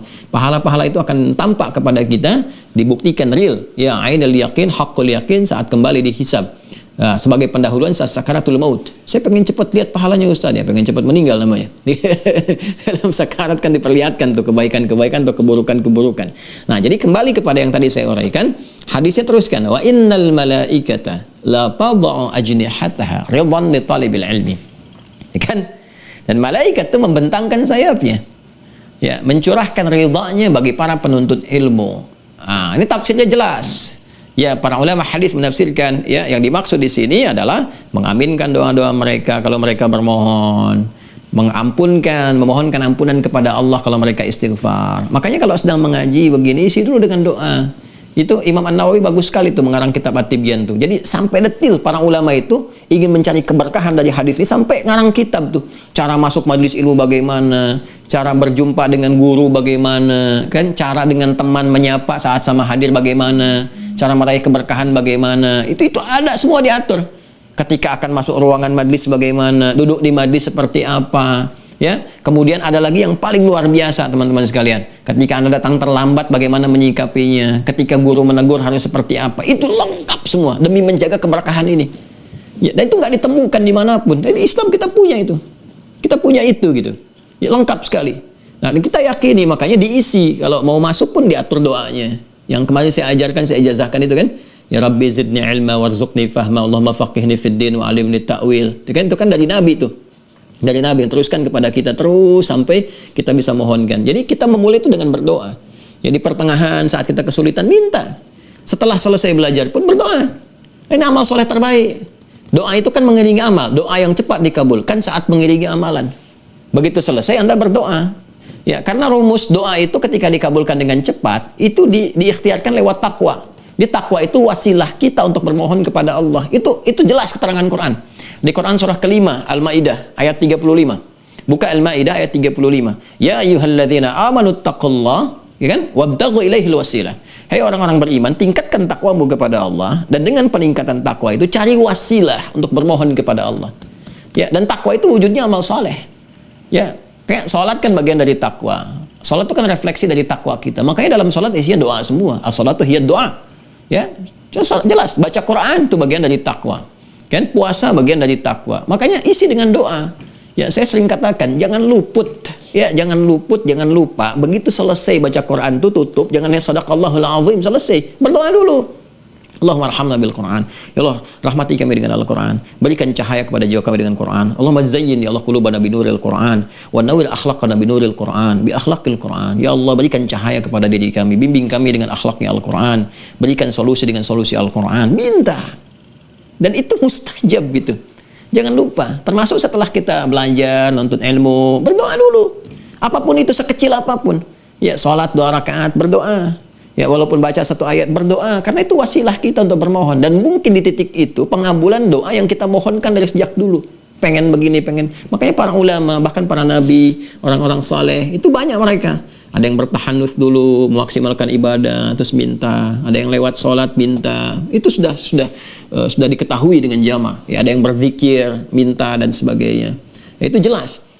Nah, malaikat dalam konteks ini di majlis ilmu itu menghadiri gitu. Menghadiri, bahkan membentangkan sayap yang memberikan ridha, memohon. Jadi begitu kita memohon, malaikat mengatakan amin ya Rabb, amin ya Rabb, amin ya Rabb. Ya, itu langsung ditugaskan tuh. Jadi dapat tuh. Ya, kalau majlisnya benar, hal yang pertama diberikan 2. 1 adalah penguatan keimanan. Jadi kalau kita ngajinya benar itu, ya hukum Allah jelas ditetapkan. Malaikat menebarkan penguatan-penguatan pada keimanan kita. Makanya kalau kita ngajinya tepat, bagus, betul, lurus, iman kita menguat. Disupport tuh, begitu cahaya iman menguat, malaikat kan juga fungsinya kuat tuh. Memberikan bisikan kepada jiwa takwa kita, disupport. Jadi meningkat ibadahnya, senang dengan tahajud, senang baca Quran. Itu tanda kebaikan majlis. Yang kedua, ilmu bertambah, wawasannya meluas. Ya, itu disupport, terjadi percepatan-percepatan. Nanti kalau semakin tinggi tingkat ibadahnya, tangkapannya pun tinggi karena mata hatinya dibuka. Malaikat support, diperintahkan Allah tanamkan pada jiwanya, Makanya ada orang-orang yang sekali nangkap paham. Ya, bicara itu mengerti, firasatnya dikuatkan. Ya, firasat itu dari bahasa Arab, bahasa hadis bahkan. Diberikan firasat yang kuat. Jadi ada guru-guru tertentu yang melihat saja paham, bahkan bisa membaca pertanyaan, apakah ini menguji atau bertanya, ini begini atau begitu. Kan dikenal sekali ada 2 orang bertanya, apa hukumnya membunuh? Ya kan? Ya, jawabannya bisa berbeda pada 2 pertanyaan yang sama. Ya, yang pertama kan jelas datang. Ya, apakah ada taubat? Ya, apakah ada taubat dari seorang pembunuh? Ya, pertanyaan demikian, apakah ada taubat bagi seorang pembunuh? Ya, jawaban yang pertama dikatakan nggak ada taubat katanya bagi pembunuh. Terus dia kesal pergi kan? Yang kedua mengatakan lagi, bertanya pertanyaan sama, apakah ada taubat bagi seorang pembunuh? Ya, alil qatil bin taubah. Ya, apakah bagi seorang pembunuh itu ada taubat? Ya, yang kedua mengatakan jawabannya beda. Ya, ada taubat bagi seorang pembunuh. Pergi dia. Ya, bingung jamaahnya kan. Syekh, bagaimana Anda menjawab pertanyaan yang pertama nggak ada taubat, yang kedua ada taubat? Ya, kata Syekhnya mengatakan, pada yang pertama aku melihat rona kemarahan di wajahnya. Tangannya itu menggenggam kuat begini, ya. Seakan-akan dia akan menghunus pedang untuk mencari sesuatu, ya, untuk melakukan suatu pembunuhan. Maka aku memberikan sebuah cegah tangkal kepadanya supaya tidak melakukan perbuatan yang buruk bagi dirinya, gitu kan? Bernuansa dosa besar di situ. Maka dia pergi kan dengan perasaan yang kesal, karena memang dia mendapati fatwa bahwa nggak boleh bunuh, tahan gitu kan? Cari penegakan hukum yang adil. Yang kedua, aku melihat rona penyesalan di wajahnya, matanya sayu, menyesali sesuatu, seakan-akan ingin kembali pada jalan yang benar, yang baik. Maka aku katakan ada taubat. Tuh, itu mendapati yang seperti itu nggak mudah. Terutama pada para guru, apa Anda kira dengan kertas-kertas yang sampai ribuan kertas, ya kadang-kadang dituliskan, ada yang via WA, via email, kan kita nggak tahu dia nulis itu bahasanya bagaimana, sedang ada perasaan apa, bagaimana yang dirasakan, apakah sedang santai, biasa nguji dan sebagainya. Itu kalau bukan pertolongan Allah nggak bisa. Ya, jamaah juga demikian, yang hadir-hadir kemudian bertanya di majlis ilmu atau mungkin via online dan sebagainya, kita kan nggak tahu motifnya apa, tujuannya bagaimana. Dan orang sekarang umumnya, ya, walaupun nggak semuanya, kadang-kadang nggak jujur langsung menyampaikan. Kalau dulu ke Nabi itu cerita, ya Rasulullah, saya mengalami begini, apa solusinya? Orang sekarang lebih dahsyat. Ustadz, kalau ada kisah begini, bagaimana? Padahal dia sendiri yang mengalami. Ya, jadi kadang-kadang tuh mesti kita peka melihat, oh ini arahnya kemana, ininya apa, dalami lagi. Ada yang bisa dijawab langsung, ada yang istikharah dulu. Saya kalau ada yang minta nama, Ustadz tolong begini-begini. Kadang-kadang kita tuh ada yang langsung dikasih, ada yang kita berpikir agak lama, ada yang istikharah, ya, ada yang kita sholat dulu, tunggu dulu nih gimana nih gitu kan dan sebagainya. Itu nggak mudah teman-teman sekalian. Itu kalau bukan pertolongan Allah itu ya, luar biasa lah, susah itu untuk demikian. Ya, nah ini malaikat memberikan, ditugaskan oleh Allah kasih rahmat, si rahmat. Ya, itu satu majlis ilmu ya. Jadi kalau ada majlis ilmu, kalau sekarang pandemi kita nggak bisa datang, ya buru majlis ilmu. Yang walaupun online niatkan lillah, dapat ilmunya. Kalau majlisnya bagus, ikuti. Yang aneh-aneh tinggalkan aja. Itu bahasa Quran. Quran surah keempat ayat 140. Fala taq'udu ma'hum wa qad nazzala 'alaikum fil kitab. Quran surah 4 An-Nisa ayat 140. Ya, An-Nisa Ayat 140, wa qad nazzala 'alaikum fil kitabi an idza sami'tum ayatillahi yukfaru biha wa yustahza'u biha fala taq'udu ma'ahum hatta yakhudhu fi haditsin ghairi innakum idzam mithluhum innallaha jami'ul munafiqina wal kafirina fi jahannam jami'a. Sungguh tetap ketentuan dalam Al-Quran, jika Anda mendengar ada orang-orang menyimpangkan ayat-ayat Allah, gitu kan, atau mengolok-ngoloknya, menyimpangkan ayat-ayat Allah. Udah jelas maknanya begini disimpangkan. Udah jelas agama Islam sempurna, al-yauma akmaltu lakum dinakum, mengatakan Islam belum sempurna misalnya. Udah jelas kalimat tauhid itu kalimat iman, la ilaha illallah, dikatakan yang lainnya misalnya dan sebagainya. Udah kata Allah jangan sibuk mencela, jangan menghina, jangan menjelek-jelekkan, tinggalkan aja majlisnya. Tinggalkan majlisnya, jangan diikuti ceramahnya, jauhi yang bersangkutan, ya sampai yang bersangkutan sadar, hatta yakhudhu fi haditsin ghairi, sampai sadar bahwa ini keliru dan dia kembali pada jalan yang benar. Begitu kembali menyampaikan kebenaran, ya ambil kebaikan-kebaikan kalau memang kita merasakan ada kemuliaan di dalamnya. Kalau tidak, tinggalkan. Dan nggak boleh mengundang, nggak boleh menghadirkan ke majlis, nggak boleh. Ya, nggak boleh hukum bertentangan dengan hukum Al-Quran. Haram hukumnya, tegas, ayatnya jelas menyampaikan. Kalau ada yang bisa berpotensi mereduksi keimanan kita, mengurangi keimanan kita, menjauhkan dari keimanan kita, bahkan gelarnya apapun, mau dokter, mau profesor, ya, apakah melekat Islam di dalamnya, tapi dia datang membawa sesuatu yang bisa meruntuhkan keimanan kita. Kita dari dulu mengatakan, ya, inna dina indallahil Islam, tiba-tiba datang mengatakan semua agama sama misalnya, begini, begitu, membuat pemahaman kita menjadi ragu. Nah, itu nggak boleh, haram hukumnya. Nggak boleh, kan? Jauhi. Nah, itu bertentangan dengan hukum hadis, nggak ada malaikat. Nggak ada malaikat, Allah saja nggak ridha, bagaimana malaikat bisa datang? Ya, tinggalkan yang seperti itu dan cari yang bermanfaat. Kalau ada yang soleh, kenapa nyari yang salah sih? Ya, kalau ada yang baik, kenapa nyari yang tidak baik gitu? Tapi dalam suasana itu pun indah. Al-Quran mengatakan jangan mencela. Itu kan, mencela yang sudah tercela itu buang-buang energi. Jadi tinggalkan saja. Sudah selesai, cari yang baik-baik. Selesai, dapat rahmat, alhamdulillah. Anda mengaji majlis ilmu tapi mencela orang lain jadi bermasalah juga. Ya, yang paling aneh kan mau belajar, gurunya sendiri udah dicela duluan. Ngaji sama siapa? Ustaz Adi, bid'ah tuh. Gimana dapat berkah dari ilmunya? Ya mustahil. Ya, saya nggak mengajarkan begitu ya pada siapapun. Kita tetap kalau ada kebaikan dapati, alhamdulillah. Kalau tidak ya kita tinggalkan, nggak usah sibuk mencela, sehingga keberkahan kita dapati. Yaitu majlis ilmu. Yang kedua, turunan ilmu lagi. Ya, saya agak percepat sedikit ya, kita 5 menit kemudian berhenti. Yang kedua, ilmu apa saja nih yang bisa menghadirkan potensi malaikat, ya, bahkan malaikatnya langsung memohonkan kepada Allah Subhanahu wa taala keberkahan-keberkahan pada kita walaupun kita belum minta. Ya, jelas ya? Belum jelas, belum saya terangkan kan. Belum saya terangkan. Nah, tadi kan majlis ilmu secara umum. Yang kedua, ini yang bisa kita buat sendiri. Yang bisa kita buat sendiri majlisnya. Jadi nggak harus kita mencari guru, ya. Nggak harus kita memaksa diri misalnya datang ke tempat tertentu. Kalau kita sudah bisa melakukannya sendiri. Apa itu? Majlis Al-Quran. Majlis Al-Quran. Masya Allah. Baik dengan qiraah ataupun tilawah. Ini jelas hadisnya. Ya, di Al-Bukhari, Muslim ada, di Muslim, ya, terutama di hadis Muslim. Di hadis Muslim terutama. Ya. Baik hadisnya riwayat sahabat Abu Hurairah, kemudian juga nanti ada dari Ibnu Sirin juga menyampaikan beberapa riwayat yang sampai kepada kita. Baik, saya bacakan beberapa ya. Sudah?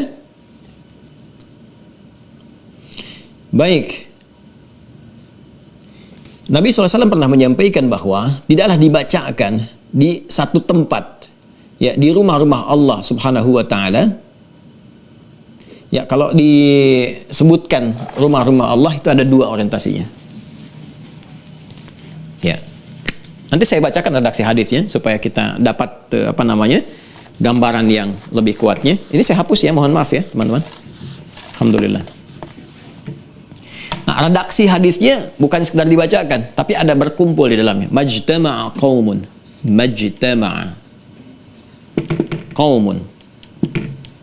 fi baitin min buyutillahi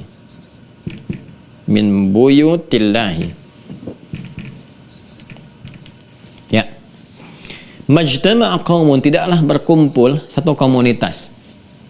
Ya, kaum di sini bisa banyak, kaum, RT, RW, macam-macam dan sebagainya. Atau juga kalau kita hadirkan satu keluarga kumpul, ya, bapak, ibu, anak-anak dan sebagainya. Nanti kita kuatkan dengan hadis riwayat dari Ibnu Sirin tentang ini, gitu kan?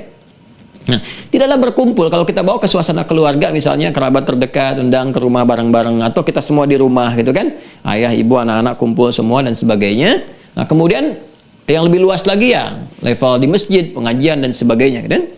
Fi baitin min buyutillahi. Ya, di satu tempat di rumah-rumah Allah Subhanahu wa taala. Buyutillah, redaksi buyutillah ini menuju kepada atau mengacu kepada tempat-tempat yang di situ dibangun zikrullah, zikir kepada Allah Subhanahu wa taala. Puncaknya masjid. Ya, puncaknya masjid. Di Ka'bah disebut dengan Baitullah. Ya, inna awwala baiti wudi'a lin-nasi lalladzi bi Bakkah mubarakah, di Ali Imran itu kan. Kita baca dari ayat 95, 96 sampai 97. Kita akan temukan itu. Ini Ka'bah masuk. Masjid Baitullah, kan? Ya, jadi kalau kita dikenal mau kemana? Ke Baitullah utama berarti haji. Kalau haji maksudnya ke Ka'bah, kan? Masjid juga Baitullah. Ya, kenapa disebut dengan Baitullah, rumah Allah? Karena Allah pun menegaskan masjid itu milik Allah. Makanya redaksi masjid dalam bentuk jamak di Quran, yaitu lalu disandarkan kepada pemiliknya Allah. Mudhaf ilaih. Seperti Al-Baqarah ayat 114 misalnya. Wa man azlamu mimman mana'a masajidallah. Quran surah 9 At-Taubah ayat 18. Innama ya'muru masajidallah. Bentuknya jamak masjid, masjid manapun. Mau masjidnya yang mewah, yang biasa, yang lantainya keramik, yang tanah, yang macam-macam, sepanjang masjid Baitullah. Ya. Nah, termasuk secara majas, secara kiasan, rumah-rumah itu yang diisi zikir di dalamnya, ya, yang diisi dengan ibadah, menguat, apalagi kalau kita lihat di hadis Muslim misalnya di riwayat Ibnu Sirin, rumah-rumah yang memang dihidupkan Quran di dalamnya dengan zikrullah, itu pun Baitullah juga secara majazi, bukan secara hakiki, secara kiasan. Artinya yang dimaksud Baitullah di situ rumah-rumah yang dihidupkan zikrullah di dalamnya, ya. Dan di antara zikrullah itu apa? Quran, Al-Quran. Ya, karena Quran disebut zikir dalam Al-Quran. Quran surah 15 ayat 9. Inna nahnu nazzalna dzikra wa inna lahu lahafidhun. Kami telah turunkan Al-Quran sebagai zikir. Apalagi di rumah itu para penghafal Quran sedang murajaah. Ya, anak setoran kepada ayah, kepada ibunya, saling mengecek hafalan, macam-macam. Itu zikrullah. 4 kali disebutkan keutamaannya dibandingkan membaca. Quran surah 54, ayat 17, ayat 22, ayat 32, ayat 40. Walaqad yassarnal Qur'ana lidzikri. Walaqad yassarnal Qur'ana lidzikri fahal min muddakir. Nah, karena itu, ini pun hadisnya terkait Quran. Majtama'a qaumun fi baitin min buyutillah yatluna kitaballahi. Yatluna kitaballahi. Tuh. Wa yatadarasuna fima bainahum. Wa yatadarasuna fima bainahum.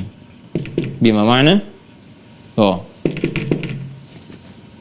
Apa yang mereka lakukan di rumah itu? Di rumah-rumah Allah. Ada yang di masjid, ya, ada yang kemudian ke Mekah di sana, ada yang di rumah-rumahnya pribadi menghidupkan dengan Quran. Yatsluna kitab Allah, tilawah kitab Allah, tilawah Al-Quran. Ya. Ada yang banyak baca, ada yang memahami dan sebagainya. Wa yatadarasuna fima bainahum, tadarus. Tuh, saling mempelajari di antara mereka. Ya, ada yang undang guru ke rumah masa pandemi, nggak bisa ke majelis ilmu, guru undang ke rumah. Ya, untuk mengajar. Baca, ada yang baca qiraah biasa, baca dicek tajwidnya, boleh. Ya, atau sekarang misalnya kita terhubung online, ngajar guru-guru. Di rumah hadirkan semua anak-anak, sambungkan dengan guru, suruh ngajar. Ya, nerangkan kepada kita, baca satu-satu, dicek, seperti itu. Ngecek di tajwidnya dan sebagainya, hidupkan Qurannya. Ya, Masya Allah. Ada yang menyampaikan maknanya, tafsirnya dan sebagainya. Ada yang berlomba-lomba menghafalnya. Apa yang terjadi? Itu Allah langsung menetapkan malaikat untuk menghadirkan 4 hal. Ini lisan Nabi ya, hadisnya sahih, riwayat Muslim. Nabi yang menyampaikan. Illa, kecuali kalau kejadian ini hadir ya di tempat-tempat yang dihidupkan zikrullah, baitillah, buyutillah, kan? Tempat-tempat baik yang hakiki di masjid misalnya. Kalau sudah ke masjid langsung, itu sudah masjid, baitullah, hakiki, sifatnya nggak ada maknawi lagi, nggak ada kiasan, langsung di situ. Ka'bah jelas, ya. Makanya nanti sifat ini datang lebih cepat. Di rumah kita mengambil maknanya, kita terapkan, hadir ini. Illa, 1, ghasyiyatuhum rahmah. 1, rahmat Allah dinaungkan kepada mereka. Dari mulai ngaji sampai selesai. Itu yang senafas dengan hadis riwayat dari Abu Darda tadi. Malaikat ditugaskan langsung, curahkan rahmat selama dia mengaji itu. Rahmat. Rahmat pertama apa? Ya, jadi kalau kita belajar syariat, rahmat pertama yang diturunkan bukan materi dunia dulu. Ketenangan dulu. ada kelapangan di jiwa sehingga memberikan kenikmatan pada iman. Itu yang disebut halawatul iman. Jadi Anda jangan orientasi bawa proposal dunia untuk ngaji akhirat. Nggak nyambung. Dunia itu akan mengikuti dengan sendirinya.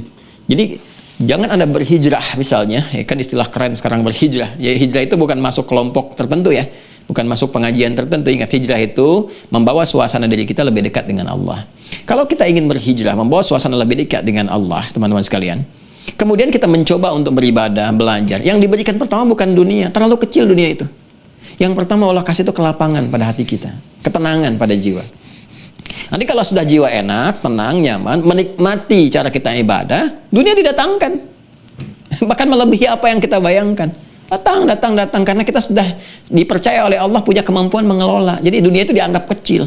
Kalau kita udah matang ibadah, orientasi akhirat, ini kecil dunia itu. Gak ada nilainya gitu. Datang, begini. Jadi kita hanya gunakan perangkat untuk cari bekalnya sampai meninggal. Ya, besok lusa juga tiba waktunya kan kita kembali gitu. Ya. Ini rahmat pertama. Ya, siapa malaikat yang ditugaskan memberikan rahmat, mencurahkan rahmat? Mikail. Ya, dibentangkan itu rahmat diturunkan. Makanya kalau kita ngaji, pertama didapatkan ketenangan, enak gitu. Ya, kalau gurunya benar, kalau kita ngajinya benar, ada kedamaian pada jiwa, ada ketenangan, kenyamanan, terjaga. Beda deh, Anda sering ngaji, tiba-tiba putus aja sehari, nggak ada ngaji. Lain rasanya. Anda pasang tuh murotal di setiap sudut rumah, di kamar-kamar. Lain rasanya, ada kenikmatan gitu. Nyaman, enak, dan lain sebagainya. Begitu Anda putus sehari, ada yang hilang rasanya. Nggak percaya silahkan coba. Ya, kita isi deh tuh dengan Quran. Ya, Masya Allah itu indah. Nah, setelah itu kita adakan halaqah, ya, keluarga. Ya, orang tua kita itu kan nggak banyak cakap semacam ini kan. Ba'da maghrib pokoknya berhenti semua ngaji. Saya masih mengalami. Ya, saya kecil lari, mau di bawah lemari pun dikejar, suruh ngaji, TV mati semua. Dikejar. Mana Adi katanya? Cari itu, dikejar tuh. Ibu saya mungkin melihat ini, tahu itu. Cari itu semua. Mas mau ketinggalan ngaji. Ibu saya udah nyiapkan tuh. Mama saya udah nyiapkan mushaf. Sampai sekarang masih ada, Masya Allah, semoga Allah rahmati gitu ya. Mushafnya itu semua harus ke beliau itu setoran itu satu, dituntun semuanya itu. Ya kan? Ini semua kita bisa hidupkan. Kita hidupkan makna maghrib semua datang gitu kan. Ngaji semua, TV matiin, itu rahmat. Ghasyiyatuhum rahmah. Rahmat itu dinaungkan, ya. Ya, kemudian nazalat alaihimus sakinah. Nah, itu tadi yang saya sampaikan, diberikan ketenangan. Anda kan di rumah tangga pengen sakinah. Ya, saya Samara kan bahkan ada tuliskan keluarga Samara gitu kan, bukan cemara. Samara. Samara itu sakinah kan, sakinah mawaddah rahmah. Nah, ini Anda pengen sakinah tapi pintu sakinahnya nggak pernah dibuka. Walaupun nama Anda Sakinah, bapaknya Sakin misalnya, ya, atau Asikin atau macam-macam gitu kan, yang mengandung ketenangan. Tapi kalau nggak Anda kerjakan itu nggak akan dapat, buka pintunya. Hadirkan Qur'annya. Dengan nazalat alaihimus sakinah, tanamkan ketenangan. Ya, nah, ketenangan itu yang menjadikan suasana rumah tangga menjadi lebih nyaman. Jadi kalau ada perbedaan pendapat juga, insya Allah lebih cepat diselesaikan. Ya, nggak berujung pada sesuatu yang kompleks itu. Kemudian apa selanjutnya? Perhatikan kalimatnya. Ini sangat indah. Wa haffathumul malaikah. Ini yang saya maksudkan. Dan malaikat menaungi di situ, mengikuti. Ya, jadi jangan dikira ketika Anda baca Quran dihidupkan itu sendirian saja. Tidak, malaikat itu di situ sibuk mengerumuni, ada di situ melihat, memohonkan ampunan kepada Allah. Itu otomatis tuh minta, ya Allah ampuni si fulan, ampuni si fulan. Makanya orang-orang dekat dengan Quran itu otomatis akan menghadirkan cahaya pada jiwa yang mengentaskan kesalahannya. Jadi akan hilang kebiasaan buruknya. Demi Allah saya katakan, kalau kita ngaji Quran benar, kebiasaan buruk itu akan hilang. Karena yang baik sudah masuk. Kalau yang baik masuk, yang buruk keluar. Ahli Quran yang benar itu pasti. Baru ngajinya benar aja akan merubah perilaku. Itu dahsyatnya Quran. Dahsyatnya Quran. Makanya ulama sepakat, kalau orang jadi ahli Quran pasti lembut. Lembut sekali. Ya, tuturnya, kebaikannya, macam-macamnya gitu. Dan menghindari kata-kata yang kotor, perilaku yang menyimpang dan sebagainya itu sudah otomatis. Karena cahaya Quran dalam jiwanya hadir. Dan malaikat bekerja di situ. Haffathumul malaikah. Makanya sifat malaikat gaib, nggak tampak. Sebab kalau tampak nggak jadi Anda ngaji. Ya. Bismillahirrahmanirrahim. Dang sayap. Apa ini? Anda siapa? Malaikat maut. Waduh, kabur itu. Mikail gitu kan. Nah, dan sebagainya. Jadi sifatnya gaib. Ya, cuma Allah berikan lewat lisan Rasulullah itu kemuliaan-kemuliaan. Yang terakhir, wa dzakarahumullahu fi man indah. Dan disanjung-sanjung oleh Allah di sekitar makhluk yang ada di sekitar Allah Subhanahu wa taala. Wallahu alam sifatnya seperti apa, dia gaib. Wa laisa kamitslihi syai'. Nah, jadi itu di antaranya. Jadi hidupkan rumah kita dengan Al-Qur'an. Ya kan? Hidupkan rumah kita dengan ibadah, dengan zikir. Ya, kemudian apalagi misalnya hidupkan majlis-majlis ilmu. Nah, di situ saat beribadah itu minta sama Allah. Itu sudah hukum umum. Kalau pengen spesifik langsung keterlibatan malaikat ini, ya, terkait dengan permohonan-permohonan kita, maka lakukan ibadah spesifik. Ya, misalnya tahajud, bangun malam. Itu disertai malaikat juga. Minta sama Allah. Begitu kita minta spesifik, malaikat rahmat ditugaskan oleh Allah. Itu hukum Allah tetapkan. Amin ya Allah, kabulkan ya Allah, berikan ya Allah, dan sebagainya. Ya, itu sangat luar biasa. Dan kalau kita benar melakukannya, cepat tuh, luar biasa cepat. Nah, sebaliknya, jangan hadirkan hal-hal yang nggak disukai oleh malaikat, yang malaikat nggak masuk, yang Nabi sendiri sampaikan. Ya, la tadkhulul malaikatu baitan. Ya, apa itu? Fihi kalbun wa suratun wala suratun. Ya, misalnya Nabi SAW menyampaikan dalam satu hadis yang sangat populer dilihat Al-Bukhari dan Muslim, malaikat itu nggak masuk, malaikat rahmat maksudnya. Malaikat Mikail nggak masuk satu rumah yang di dalamnya ada hal yang nggak disukai. Misalnya apa? Hewan yang memang membawa najis, seperti anjing misalnya. Ya, anjing pada liurnya kan ada najis, pada liurnya ada najis. Makanya di mazhab Maliki, walaupun memperbolehkan memelihara anjing dalam batas-batas tertentu, tetap harus bisa menyucikan najisnya. Ya, harus bisa menyucikan najisnya, karena potensi di situ salah satunya apa? Malaikat itu kan makhluk suci. Suci, bersih gitu kan. Nah, kesucian kebersihannya ini tidak menjadikan bisa menyatu atau mendekat kepada hal-hal yang najis, yang kotor. Nah, jadi Nabi menyampaikan nggak akan masuk kalau di dalamnya ada hewan seperti anjing misalnya, yang dari liurnya itu keluar kotoran, keluar najis. Karena Anda nggak tahu, Anda nggak bisa memastikan CCTV anjing misalnya, kemana dia menjilatnya. Setelah dia dijilat, Anda bersihin semua dan sebagainya. Ya, Allah menciptakan hewan itu dengan hikmah. Seperti Allah menciptakan kita dengan hikmah, segala dengan hikmah. Ada fungsinya tertentu. Anjing ada fungsinya, kucing ada fungsinya, semua ada fungsinya. Tempatkan sesuai dengan fungsinya. Ya, jadi jangan Anda katakan dengan pemikiran terbalik, dengan logika yang salah. Untuk apa Allah menciptakan anjing kalau untuk dihina, dicela? Bukan begitu, Joni, cara berpikirnya. Anda salah. Anjing itu fungsinya begini, sama aja Anda dengan berkata, untuk apa Allah ciptakan nyamuk kalau buat dipukulin? Ya, untuk apa Allah ciptakan ayam kalau buat dimakanin gitu kan? Ini kan cara berpikir yang keliru. Terus Anda makan juga. Bahkan Anda kreasi bikin raket anti nyamuk, kemudian bikin obat nyamuk, bikin macam-macam. Gitu kan? Ya, jadi ini berbeda dengan untuk apa nyalain lilin ditiupin gitu. Ini logika yang tidak sama. Ya, jadi ada hikmahnya. Makanya iman dulu, nanti datang hikmah. Hikmah membimbing akal kita untuk mengetahui, oh, hikmah anjing diciptakan tuh begini rupanya. Gitu kan? Ada kaitan dengan spiritual, memberikan tanda-tanda bahwa ada kehadiran setan, ada macam-macam dan sebagainya. Ada sifatnya untuk berburu dengan hukum begini. Ada sifatnya untuk penjagaan keamanan, menempatkannya di sini. Jadi Anda paham. Begini. Jadi itu fungsinya. Ya, jangan melebihkan fungsi anjing di luar batasnya. Ya, ada penggunaan indera penciuman untuk kadar tertentu, untuk melacak tertentu misalnya, baik narkoba ataupun ini itu. Nanti ada fikihnya. Makanya di pasukan-pasukan khusus tertentu yang menggunakan anjing ada fikihnya tertentu. Di kepolisian misalnya kan ada fikihnya tertentu, bagaimana menggunakannya, seperti apa membersihkan najisnya, bagaimana dan sebagainya. Itu ada hukumnya. Ya, tapi jangan terapkan ke dalam hukum umum. Ya, apa hukum umumnya yang terkait dengan rahmat di rumah macam-macam, ada tempatnya. Ya, ada tempatnya walaupun dia punya karakter. Tapi Ustadz, anjing itu makhluk setia. Iya, betul. Tapi ada tempatnya, Cepi. Ini tempatnya di sini. Ini kan, ini ketentuannya begini. Ya, Anda betul, anjing makhluk setia. Istri Anda pun istri yang setia. Anak Anda setia kepada Anda. Kok bisa pagi-pagi bangun tidur Anda nggak setia kepada Tuhan? Sholat subuh belum dilakuin, bawa anjing keluar, kotoran di mana-mana, dibawa ke jalan gini, macam-macam. Itu pilihan masing-masing. Kita menghormati, tapi kita menerangkan, ya, dan nggak sibuk juga dengan mencela dan sebagainya. Tapi bagi orang beriman harus tahu ini. Masa mempertaruhkan imannya hanya untuk menempatkan fungsi hewan tertentu pada fungsi tertentu? Ada kemuliaan. Saking istimewanya anjing pun dimuliakan di Quran. Coba lihat tuh di surat Al-Kahf itu. Kita baca tiap Jumat kan, selain surat Yasinan. Kan ada yang Yasinan, ada yang Kahfian, ada yang Baqarahan, ada yang Nisaan, macam-macam kan. Dan silahkan. Di surat Al-Kahf kan kita baca. Bahkan tahu Kitnir namanya dan sebagainya. Ya kan, wa kalbuhum basitun bayna yadayhi, dan anjingnya itu membentangkannya gitu kan di depan pintu gua, dia menjaga dan sebagainya. Itu kan dimuliakan oleh Al-Qur'an. Ya, kurang apa lagi? Al-Qur'an memuliakan, Allah memuliakan, dan kemuliaan itu menjadikan anjing diatur tempatnya begini. Jelas ya? Nah, jadi itu yang pertama gitu ya. Itu. Jadi kalau misalnya ada di antara orang Islam ya anjing, lihat fikihnya dulu. Di mana ditempatkan? Kandangnya di mana, fungsinya apa? Kalau nggak ada fungsinya ngapain? Ya kan? Ngapain? Kan ada hewan yang lain, ada kucing bisa masuk dan sebagainya. Gitu kan? Nah, kalau singa bagaimana Ustaz? Nah, fikih yang lain lah. Sampai situ dulu ya. Nah, kemudian wala suratun, dan patung-patung serta gambar-gambar tertentu. Nanti ada kualifikasinya. Patung dan gambar, ya. Yang seperti apa tuh? Gambar yang bagaimana? Yang tiba-tiba Nabi masuk ke rumahnya, tiba-tiba mengambil, merobek, itu kan gambar.